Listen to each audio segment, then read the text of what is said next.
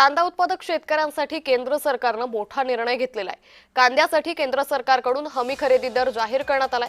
कांद्याला प्रति क्विंटल 1580 रुपये दर मिळणार आहे। नाफेड आणि एनसीसीएफ मार्फत खरेदी प्रक्रिया राबवली जाईल। यापूर्वी जाहीर केलेल्या दरापेक्षा जास्त दरानं आता कांदा खरेदी केली जाईल। याआधी जाहीर केलेले दर कमी असल्याचा आरोप करत काही कांदा उत्पादक शेतकरी संघटनांनी आंदोलन केलं होतं।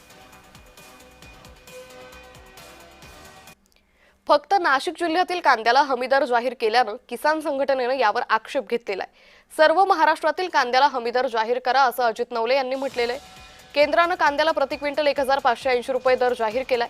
मात्र या नव्या दरानंतर शेतकऱ्यांचा उत्पादन खर्चही निघणार नाही असं अजित नवले यांनी म्हटलंय। या संदर्भात स्वतः अजित नवले आपल्या सोबत जोडले गेलेत।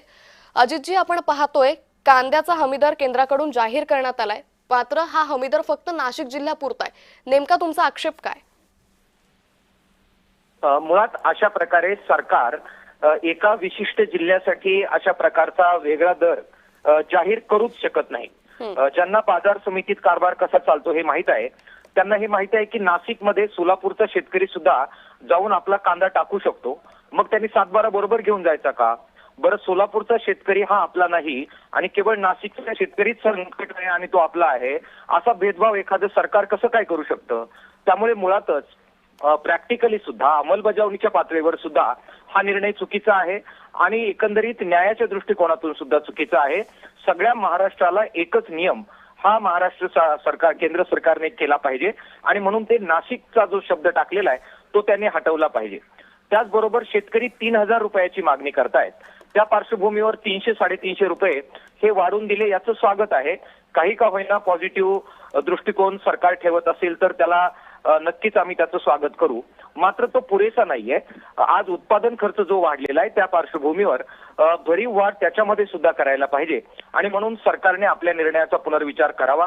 संपूर्ण महाराष्ट्राला तो नियम लागू करावा, दर लागू करावा आणि त्याच्यामध्ये वाढ सुद्धा करावी, जेणेकरून असंतोष जो लोकांचा आहे तो आपल्याला कमी करता येईल आणि शेतकऱ्यांना दिलासा देता येईल।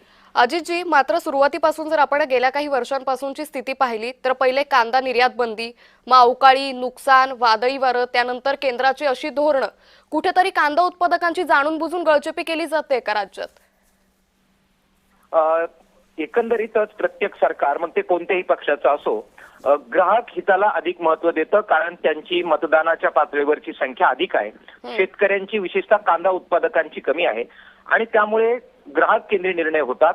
शेतकऱ्यांना ज्यावेळी 2 रुपये मिळायची वेळ येते त्यावेळी जितक्या तत्परतेनं भाव पाडले जातात, निर्यात बंदी लादून, निर्यात शुल्क लावून, तितक्या तत्परतेनं जेव्हा भाव पडतात त्यावेळी शेतकऱ्यांना ज्यावेळी मदतीची अपेक्षा असते ती मदत तितक्या पातळीवर पोहोचत नाही, हे वास्तव आहे।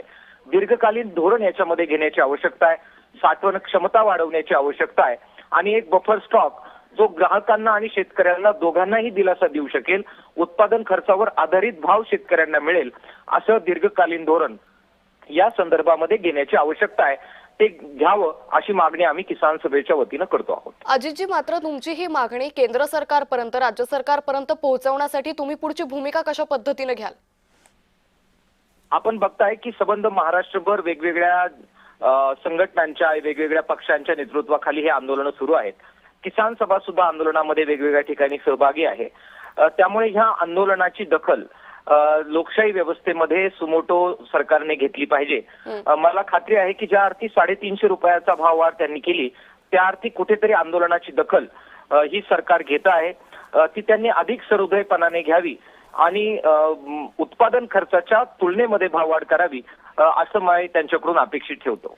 अजितजी, जर सरकारनं तुमची मागणी पूर्णतः पूर्ण केली नाही तर मग किसान सभा पुढची रूपरेषा आपल्या आंदोलनाची कशी ठरवेल?